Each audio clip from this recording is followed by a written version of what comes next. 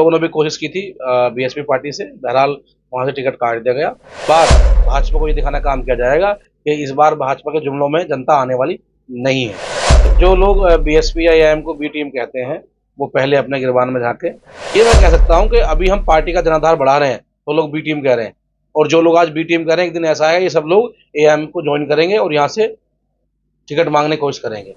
दंगा करने वाले व्यक्तियों को सुरक्षा दी जाती है, उनको जो है भाजपा से टिकट दे दिया जाता है, और अभी हम जल्दी जो है ओवी साहब से मुलाकात करेंगे। तो विचार बहुत अच्छे हैं और मुझे लगता है कि अगर एआईएम पूरे देश में आती है तो शांति, अमन, चैन इस देश में रहेगा।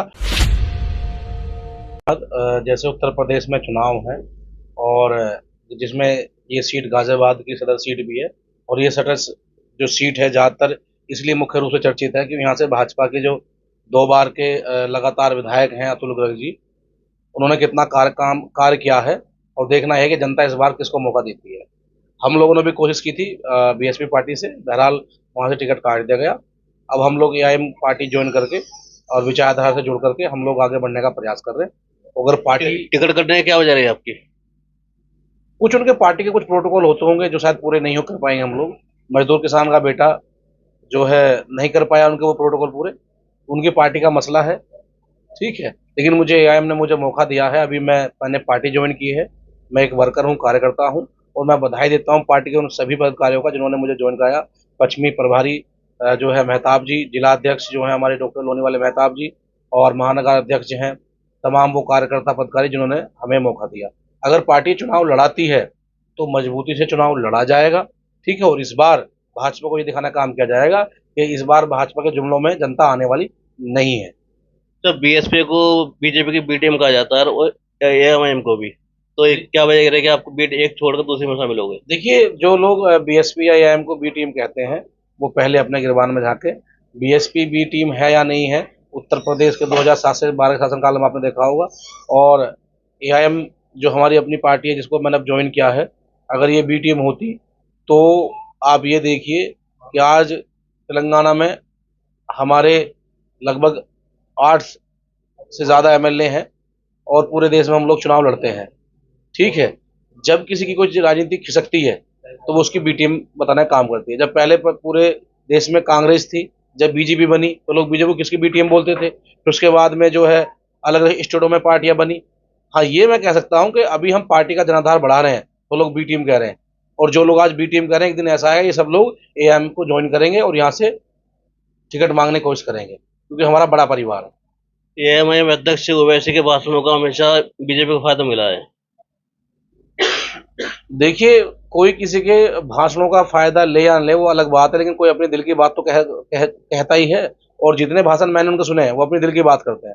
अगर अपने दर्द को आप ऊंची आवाज में कहें जो गूंगे बहर को सुनाई दे, और कोई इसको कट्टरपंथी कहे, तो मेरे शब्दों में वो गलत है। देखिए, मैं उसी बात को कह रहा हूँ कि जिस व्यक्ति ने पैगंबर साहब पर टिप्पणी की और पूरे देश ने, पूरी दुनिया को जाति के दंगों में झोंकने का काम किया, अभी तक उनका ये नहीं पता कि वो व्यक्ति कहाँ है। और जिन्होंने न्याय की मांग करी उनको जेल में डाल दिया, जिसमें हम लोग भी जेल गए, ठीक है।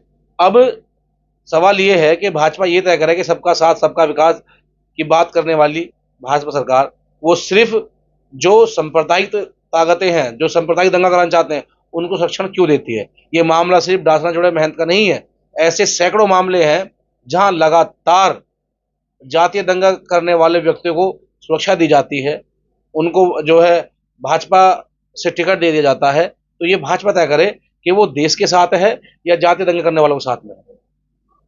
जी, तो अगर आपको चुनाव टिकट दे दिया जाता तो क्या आपकी प्राथमिकता क्या रहेगी?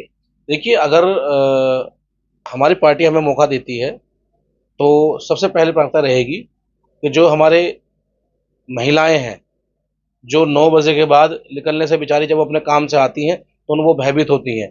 जो हमारे ठेली पटरी रिक्शे वाले लोग हैं, जो बेचारे गरीब किस्म के लोग हैं, जो 8 घंटे काम करते हैं, जो उनका मेहनताना भी नहीं मिलता है, कहीं ना कहीं उनको दरकिनार कर जाता है, उनको एक विशेष मौका दिया जाए।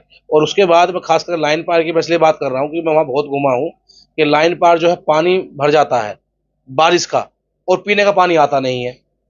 तो ये छोटी छोटी वो समस्याएं हैं जिनसे एक बहुत बड़ा वर्ग बनकर तैयार होता है, जिन्होंने लगातार भाजपा को जिताने का काम किया, लेकिन इस बार वो भाजपा को रोकने का काम करेंगे।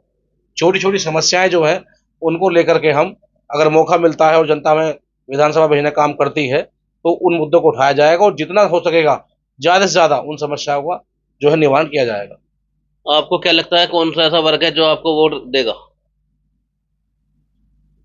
विशेष वर्ग कोई नहीं है, समस्त वर्ग जो विधानसभा में रहता है वो सभी वोट करेगा। इस बार जो वोट होगा, मनमोहन झा गामा एएमएम से पहले से हैं, और अगर उन्हें टिकट नहीं मिलता तो क्या पंडित समाज नाराज नहीं होगा इसमें?